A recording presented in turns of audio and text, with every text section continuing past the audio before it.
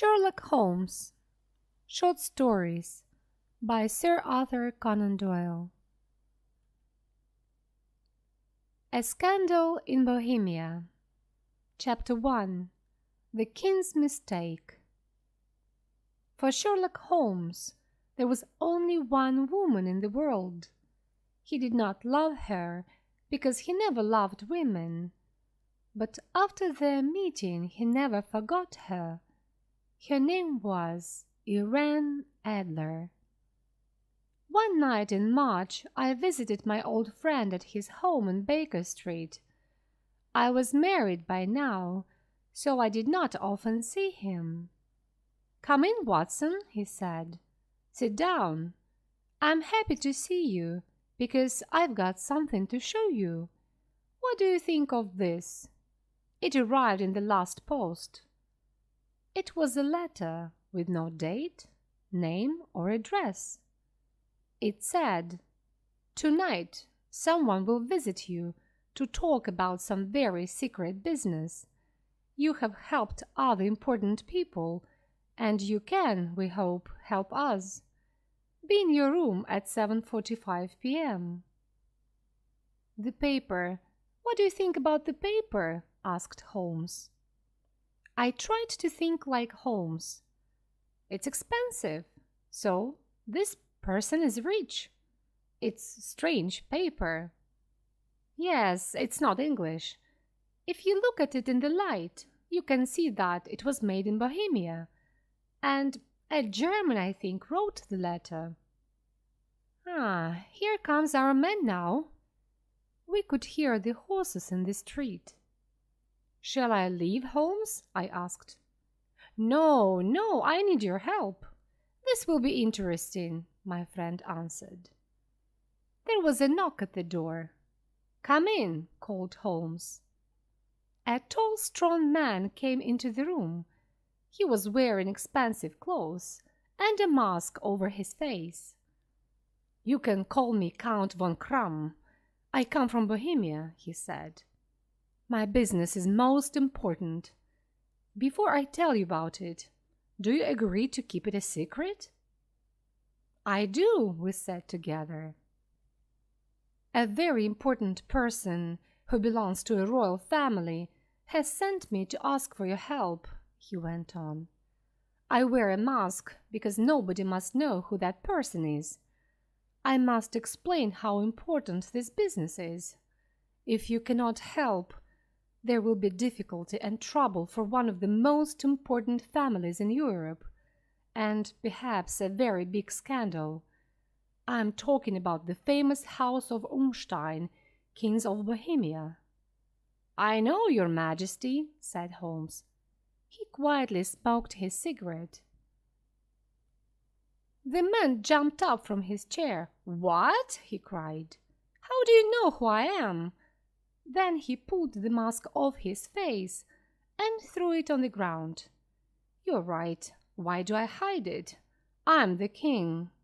I'm Wilhelm von Umstein, King of Bohemia. I came to see you myself because I could not ask another person to tell my story. It must be a secret. You understand?" "Very well. Go on," said Holmes. He closed his eyes and listened. "5 years ago, I met a woman called Irene Adler. Ah," said Holmes. "Irene Adler. Born in 1850. Singer. Lives in London. A very beautiful woman, I hear." He looked at the king. "You and she... You loved her for a while and then left her. But before you left her, you wrote her some letters, perhaps, and now you want to get these letters back." "That's right." "Did you marry her?" "No." "If she asks you for money and shows you the letters, you can say that you didn't write them." "But, Mr. Holmes, she also has my photograph." "You can say that you didn't give her a photograph." "We were both in the photograph." "Oh dear. That was a mistake, Your Majesty." "I know. I was stupid, but I was very young. You must get the photograph back. Can you steal it from her house? I have tried 5 times, but my man couldn't find it. What can I do?" Holmes laughed. "This is very interesting. What does she plan to do with the photograph?" "Soon I'm going to marry Clotilde Lothman von Saxe-Meiningen, daughter of the King of Scandinavia. You know, of course, that we are 2 of the most important royal families in Europe. Clotilde will never marry me if she learns that I have been a friend of Irene Adler. You do not know Irene Adler. She is a beautiful woman, but she can be as hard as a man. She was angry when I left her, and so she doesn't want me to marry another woman. I know that she will send this photograph to the Saxe-Meiningen family, and then there will be a terrible scandal. We must find the photograph before she sends it." "I am sure that we will find it," said Holmes. "You are, of course, staying in London. I will write to you to tell you what happens." "And the money?" The king put a large heavy bag on the table. "I must have that photograph," he said. "There is £1,000 here. If you need more, you must ask at once. The money is not important." "And the young woman's address?" asked Holmes. "Briony Lodge, Serpentine Avenue, St. John's Wood, London." "Good night, Your Majesty," said Holmes. "I hope to have some good news for you soon." The king left, and Holmes turned to me. "And good night, Watson. Please come back tomorrow at 3 o'clock in the afternoon." Chapter 2. A Servant Finds Out. When I arrived the next day, Holmes was not there, so I waited in his room. At 4 o'clock the door opened, and a very strange servant came in. He wore old, dirty clothes, and I had to look very hard before I saw that it was my old friend. "Holmes," I cried, "where have you been?" "I've had a very good day," he replied with a smile. "I've been outside Miss Irene Adler's house. Servants are always happy to talk, and so I have heard a lot about the young woman. For example, she has a good-looking man friend called Godfrey Norton, a lawyer, who often visits her. Now, why?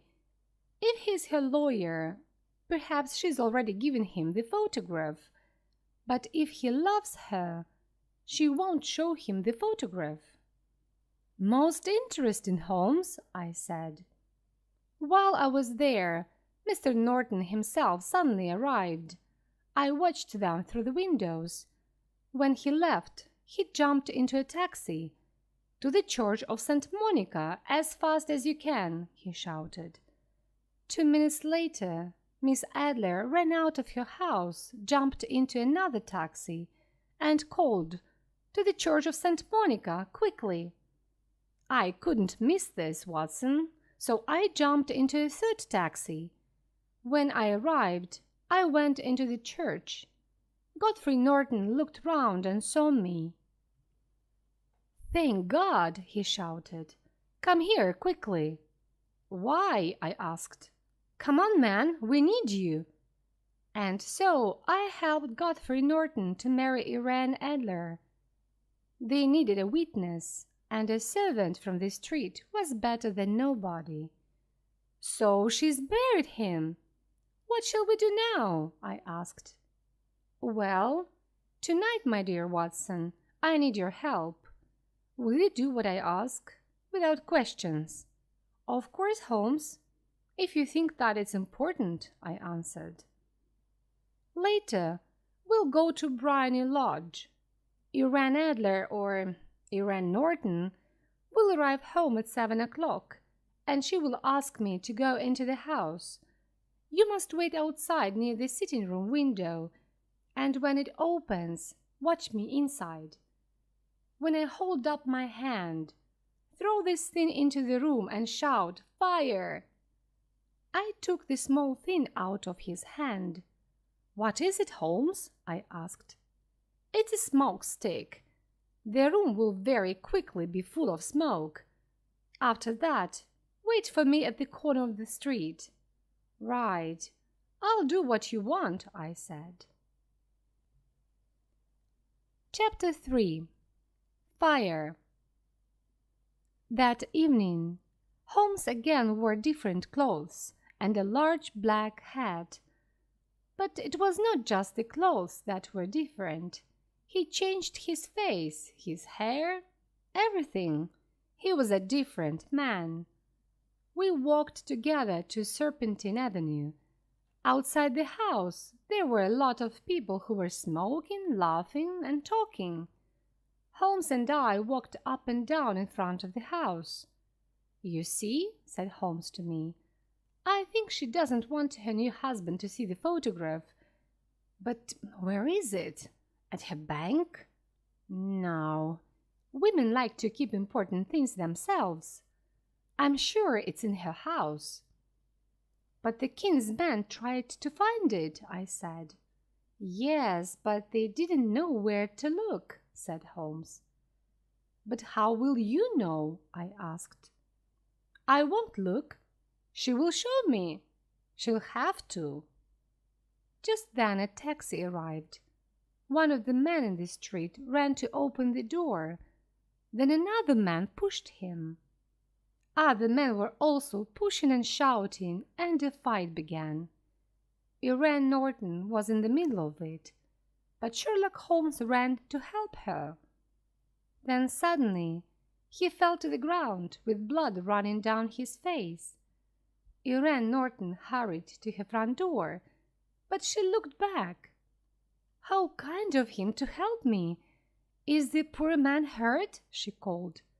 "He's dead!" cried some voices. "No, he's only hurt," cried others. "Bring him into the sitting room," she said. Some people carried Holmes into the house. I waited outside the window and watched. I saw how beautiful Irene Norton was. Then Holmes put up his hand and I threw the smoke stick into the room. Immediately, the people in the street and in the house all began to shout "Fire!" very loudly. The house was full of smoke. I walked away, and 10 minutes later, Holmes came to meet me. "Well done, Watson," he said. "Have you got the photograph?" I asked.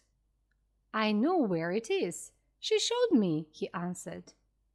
"But why did she show you?" "It's easy," he said and laughed. "You saw all those people in the street. I paid them to help us. It wasn't a real fight and the blood wasn't real. When people shout 'Fire!' a woman runs to the most important thing in her house, her baby, her gold, or a photograph. Mrs. Norton ran to find her photograph, which is in a cupboard in the sitting room. I saw it, but I did not take it. Tomorrow we will go to her house with the king. We'll go very early, before she gets up. The king himself can take the photograph from the cupboard, and then we'll go." While Holmes was talking, we were walking home to Baker Street. When we arrived at my friend's house, a young man hurried past us and said, "Good night, Mr. Sherlock Holmes." "I've heard that voice before," said Holmes to me. He looked down the street. But who was it? Chapter 4. A Photograph. The next day we went to Irene Norton's house with the king. An old servant opened the door. "Mr. Sherlock Holmes?" she asked and smiled. "Yes," said my friend. He looked very surprised. "Mrs. Irene Norton and her husband left England this morning. They will never come back to this country." "What?" cried Holmes. his face white and angry. "And what about the photograph?" cried the king. We all hurried into the sitting room. Holmes ran to the cupboard and opened it. Inside was a photograph, not of Irene Adler and the king, but of the beautiful Irene alone. There was also a letter for Sherlock Holmes. We all read it together. "My dear Mr. Sherlock Holmes, you did it very well. I thought that it was a real fire and that you were just a kind old man. But after I opened the cupboard, I began to think. I knew about the famous Sherlock Holmes. I knew your address, and I knew that the king asked you to find the photograph. So I quickly dressed as a young man and followed you home to Baker Street. I wanted to find out if you really were Sherlock Holmes. I said good night to you outside your door. My husband and I have decided to leave England. Please tell the king that I shall not show the photograph to anybody. I love my husband, and he loves me. And he is a better man than the king. But here is a different photograph, and the king can keep this photograph if he likes. Irene Norton." "What a woman!" cried the king. "Why didn't I marry her? What a woman!" "A very, very clever woman," said Sherlock Holmes coldly. "I am sorry, Your Majesty, that this business hasn't finished well." "No, no," said the king. "She writes that she will never show the photograph to anybody. I need nothing more than her word. There is no danger for me now. How can I thank you, dear Mr. Holmes?" "I would like just one thing, Your Majesty." "Tell me at once what it is," said the king. "This photograph." The king looked at him in surprise. "Irene's photograph?" he cried. "But of course it's yours." And so there was no terrible scandal in the royal families of Europe, and Sherlock Holmes still has the photograph of the woman who was cleverer than he was.